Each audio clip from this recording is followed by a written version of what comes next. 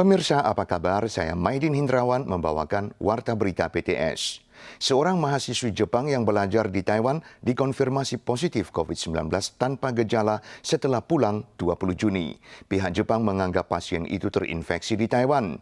JICC tidak meniadakan kemungkinan penularan komunitas dan telah mengidentifikasi 140 orang yang mungkin pernah kontak dengan terdiagnosis. Seorang mahasiswi Jepang di Taiwan dikonfirmasi positif COVID-19 setelah pulang ke Jepang 20 Juni. Siswi berusia 20-an tahun itu tidak menunjukkan gejala terinfeksi dan kini diisolasi di hotel karantina di Jepang.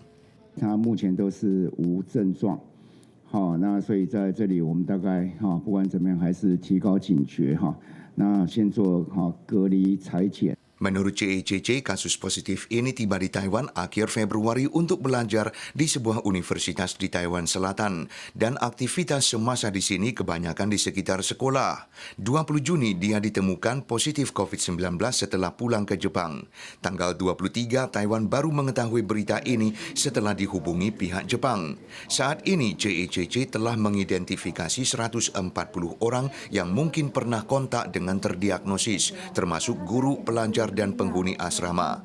Apakah kasus positif ini termasuk kasus penularan lokal? Komandan JICC Chen Shizhong tidak meniadakan kemungkinan adanya penularan komunitas. Menurutnya, kalau penularan komunitas sungguh terjadi, ini adalah kasus lokal. Mulai 25 Juni, Taiwan membuka izin transit tidak melampaui 8 jam bagi penumpang asing di Bandara Internasional Taoyuan. Sementara mulai tanggal 29, Taiwan juga akan melonggarkan izin masuk bagi warga asing. Kecuali kunjungan wisata, aplikasi boleh diajukan untuk semua jenis kunjungan lain.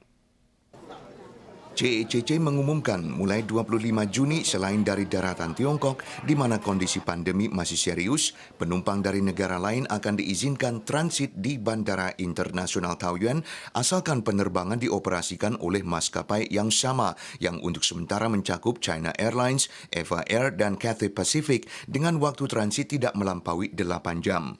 Semasa transit ada daerah khusus bagi penumpang dan kalau ada kebutuhan minuman dan makanan akan dilayani staf khusus. JICC juga mengumumkan mulai tanggal 29 melonggarkan izin masuk bagi warga Hong Kong dan Macau, termasuk keluarga warga Taiwan yang telah mendapatkan kartu residen asing dan yang datang untuk interaksi ilmiah. Bagi warga asing lain, kunjungan wisata, menjenguk teman, menghadiri pernikahan untuk sementara tidak diizinkan, tapi aplikasi akan diterima untuk menjenguk keluarga dan mengikuti acara keagamaan serta ilmiah.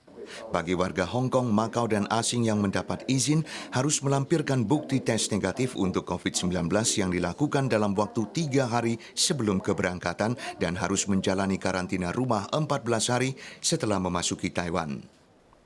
Belakangan ada sejenis aplikasi ganti wajah yang viral di medsos. Banyak orang iseng-iseng mengunggah foto ganti wajah ini tanpa menyadari tentang berita pengumpulan data pribadi oleh pengusaha aplikasi yang pernah dilaporkan sebelumnya. Selain itu, sistem pembaruan langganan dan pemungutan biaya usai masa coba 3 hari juga memicu banyak kontroversi. Legislator Jiang Wan-an, Wapres William Lai, anggota Partai DPP U Inong. Foto pergantian kelamin tokoh-tokoh politik terkenal ini belakangan menjadi viral. Aplikasi ganti wajah untuk mengganti jenis kelamin pengguna ini sebelumnya sudah cukup populer atas fungsinya mengubah usia. Banyak orang mengunggah foto usai transformasi ke medsos, tapi pakar mengingatkan masih ada keraguan tentang kebocoran data pribadi saat menggunakan aplikasi asal Rusia ini. Menurut pakar, pernah ada berita terjadinya pengumpulan data pribadi oleh aplikasi tersebut. Meskipun klarifikasi telah diajukan pihak perusahaan, kesangsian belum dihapuskan. Selain itu, aplikasi akan otomatis meneruskan status langganan usai masa coba 3 hari. Maka pengguna dianjurkan memerhatikan regulasi pemungutan biayanya. Pasalnya, pengusaha aplikasi berada di luar negeri. Pengembalian biaya mungkin bukan hal mudah. Pemirsa, sekian Warta Berita PTS. Berikutnya kita saksikan lomba perahu di Venesia. Soal lagi pekan depan.